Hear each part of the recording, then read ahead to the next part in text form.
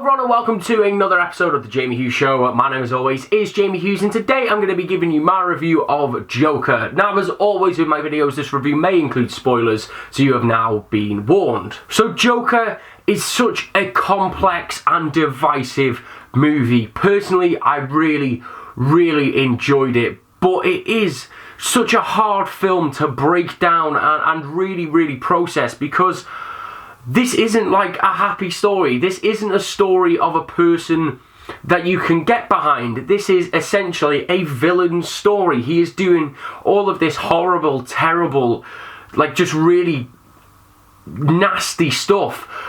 And what you are essentially seeing is the breakdown of a man that already has mental health issues, and he is being pushed to the point of traumatic experience after traumatic experience, and he gets to the point where he just breaks and he can't take any of this trauma anymore, and yeah, he just snaps and just becomes this kind of maniacal killing machine. And yeah, it's really hard to root for a film like this. It's really hard to get like engaged in a character where you sympathize and empathize with the character, but then at the same time this movie kind of questions your judgment about this and really kind of does almost make you empathize and sympathize with this character, because what we kind of see this character do is he really only takes revenge on the people that have hurt him or the people that have wronged him. You know, he kills the three people, his first three victims are the people that beat him up on the subway just simply because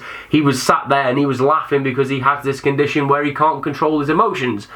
And then it kind of, you know, he starts to get the bloodlust. He then kills his mother after, you know, she pushes him to breaking point after lying and deceiving him for 30 plus years. So after he smothered his mother, he then kills his friend from work, the man who's manipulated him and essentially cost Arthur his job. Then he moves on to his biggest and final victim in Franklin Murray, the man who exploited Arthur for entertainment and really ridiculed a man with clear mental health issues on a national stage. And as I say, what is so complex about the Joker is that we know as an audience that killing is wrong. We know what Arthur has done is wrong. He is the villain of this piece, no matter how you paint him.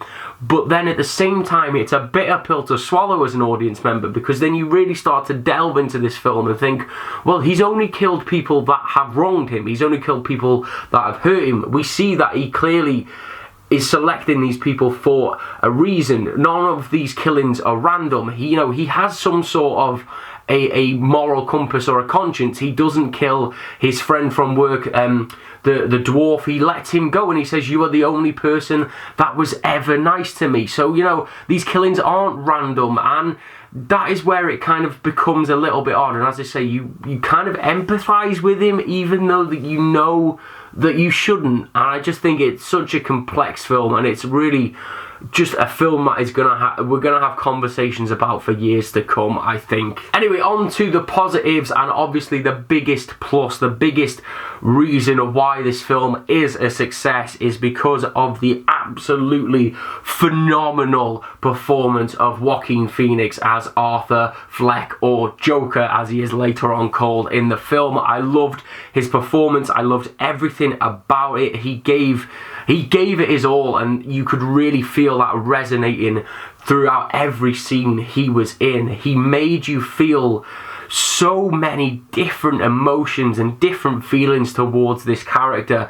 There are so many scenes where he's just doing so much work with his eyes and with his face, and you're looking at this character and you are feeling sorry for him. You're feeling empathy towards the situation that he's in, but then he's got this kind of distant look in his eye that really kind of unsettles you and unnerves you and really makes you fear him. And I just think Joaquin Phoenix gave everything to this role, and it really does elevate this film to a whole nother level. And for me personally, I think he should definitely be in the conversation for an Oscar nomination. He is that good. He carries this film on his shoulders, and yeah, he was absolutely brilliant. And two standout scenes for me, not only from Phoenix's performance, but on a whole, that really made this movie feel special for me,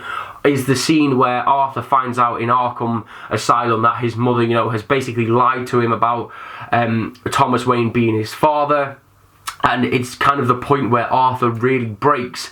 And it was just so gut-wrenching and heartbreaking to see, because this is a man, like I said, that has already had so much trauma in his life, that this is the point that breaks him, and you just can't help but feel sorry for him. I thought it was such a pivotal and important scene. And then the other scene that is a massive standout for me is the film's final act, where Joker is presented to the world on the Franklin Murray show, or the Murray Franklin show, whichever way around it is.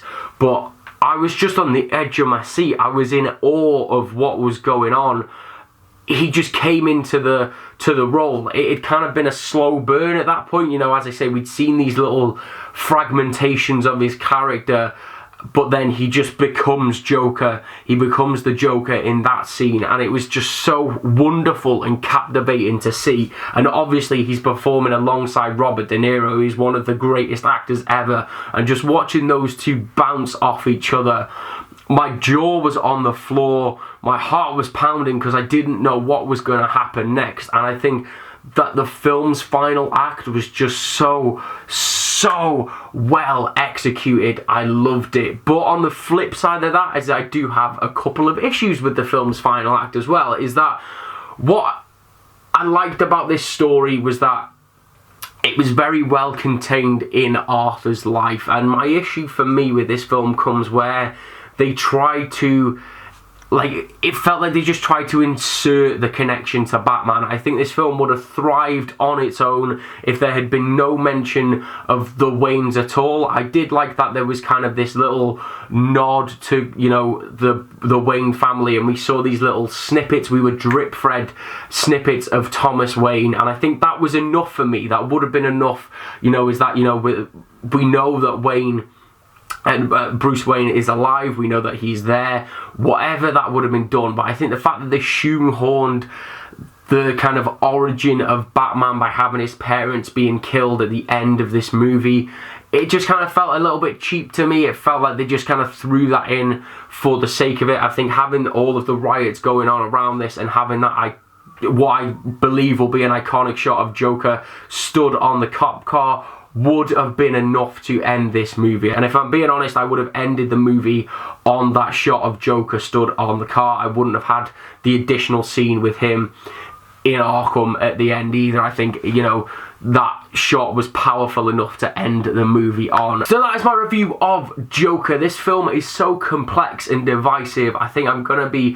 processing this one for the next few days, if not weeks. There is so much going on in this film, but I really enjoyed it. I think it's one of the best Joker performances we've ever seen. So if you guys have seen Joker, let me know what you thought about it, as always, down in those comments below. And if you did enjoy this video and you want to keep up to date with all the latest movie news and reviews, then make sure you hit that subscribe button. And as always, I will see you in the very next episode of The Jamie Hughes Show. Ta-ra!